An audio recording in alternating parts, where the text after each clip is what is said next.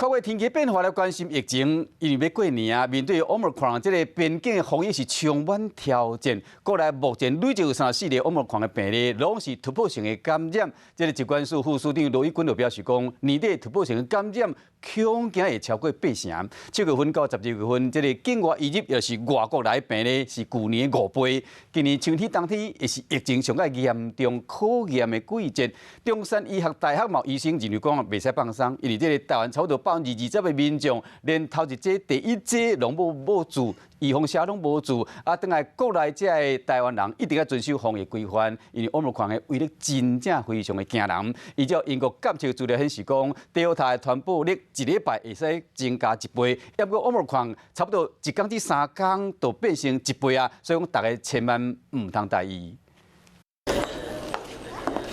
昨境外到23例，是今年单日新冠。根据指挥中心统计，去年7月到11月，境外得到新冠病毒的人有228例，今年7月到11月增加到794例，是同期的3.5倍。唔干那呢，敢若是12月到即马到255例是境外。疾管署副署长罗一军就讲，即摆寒天拢爱特别注意。从春节专案月中执行以来，我们看到很多是国人CT 值是偏低的10几、20几，研判就是说秋冬是一个险峻的季节从这几个月的趋势看起来，就是说节节高升，跟去年同期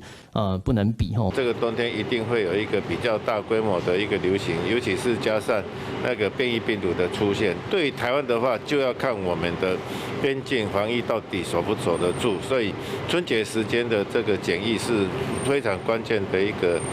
个观察的指标。除了飞来台湾，爱伫咧机场做采检，还有旅馆隔离的时间到，冒专车来做第2摆采检。过年做防疫，大家皮拢会变得真严，因为无到1个月来，台湾境外疫情拢总有34个 Omicron 病例。来看台湾做疫苗的情形，第一剂嘛是有20%派人也未做。要有20%左右的没有那个免疫力的话，还是会出现相当大规模的那个感染。